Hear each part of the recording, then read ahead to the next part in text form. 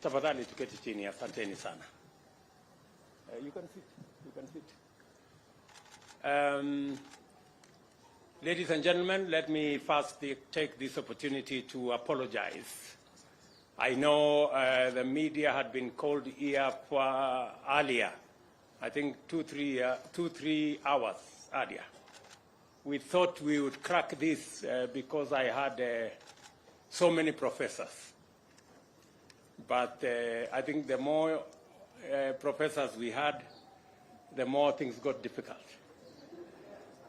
So, but let me apologize, but finally, we have a very good product.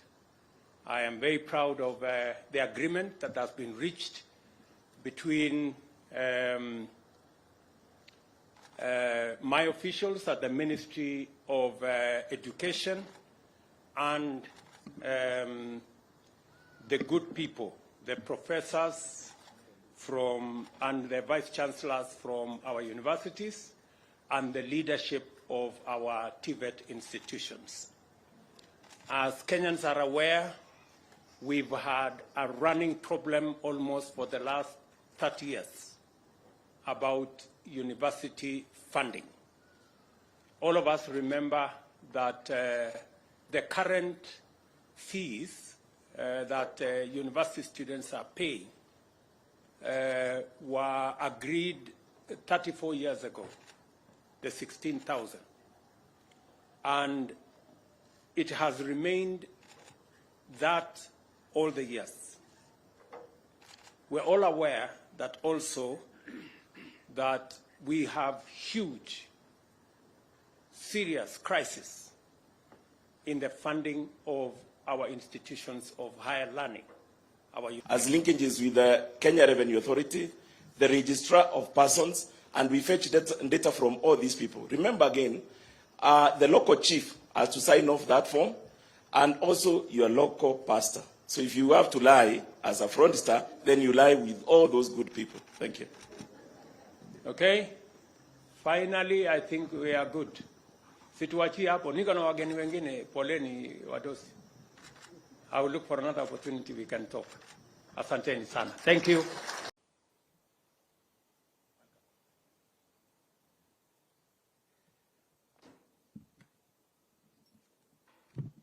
Thank you very much. Let's take our seats, ladies and gentlemen.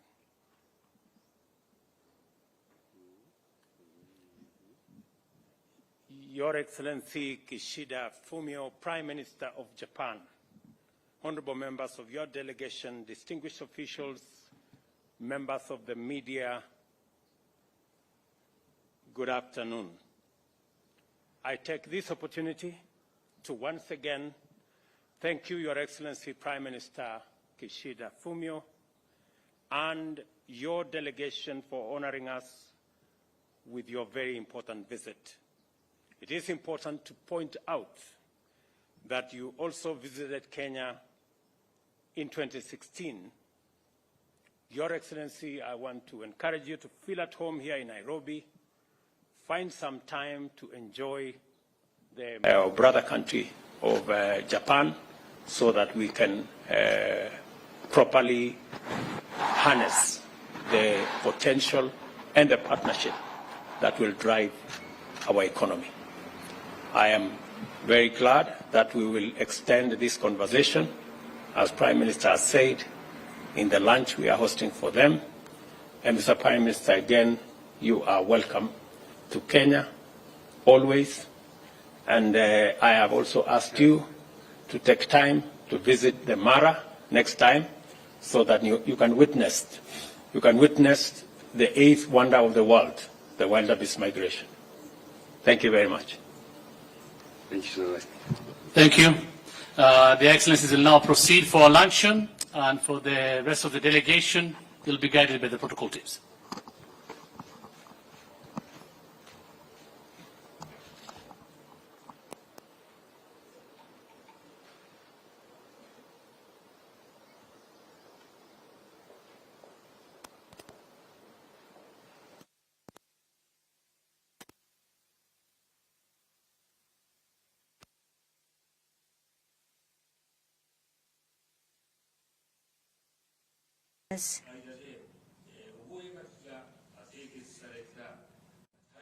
solar photovoltaics, green hydrogen, geothermal power generation included in the Memorandum of Agreements concluded at TICAD 8 between the businesses and government of our countries, and continue to support Kenya's energy efforts.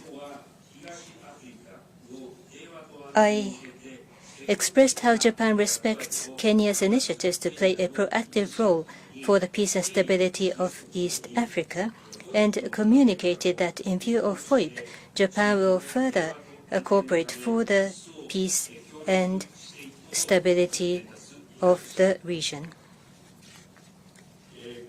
We also discussed the response to the international situations. Russia's aggression of Ukraine is an unilateral attempt to change the status quo by force and a flagrant violation of international laws and cannot be allowed. Furthermore, Russia's threat of the use of nuclear weapons is totally unacceptable, and the use of nuclear weapons indeed should never be tolerated. Under this viewpoint, I concurred with President Ruto to collaborate on the promotion of the rule of law. We affirmed the importance of transparent and fair development finance in compliance with international standards. Japan positively appreciates the efforts on public finance reforms of Kenya, including raising the transparency and sustainability of debt. At the working lunch later, we plan to discuss respective regional issues, including the response to North Korea, as well as the reinforcement of the United Nations functions, such as the reform of the Security Council. Making this meeting with President Ruto a momentum, Japan will establish and bolster multi-layered relationships with Kenya, including businesses and many other aspects. Thank you.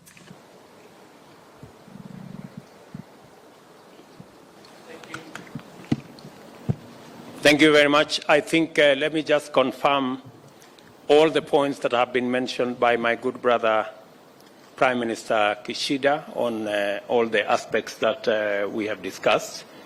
I did also give him my undertaking that the government of Kenya is going to resolve the tax issues around the support of Kenya shillings 10 billion that was extended to us to support the development of KEMRI, to support the development of Ahero irrigation scheme, and one other project, that the government of Kenya is going to resolve the tax issues that went to court in the next 4 months so that we can tap into the resources that were made available to us.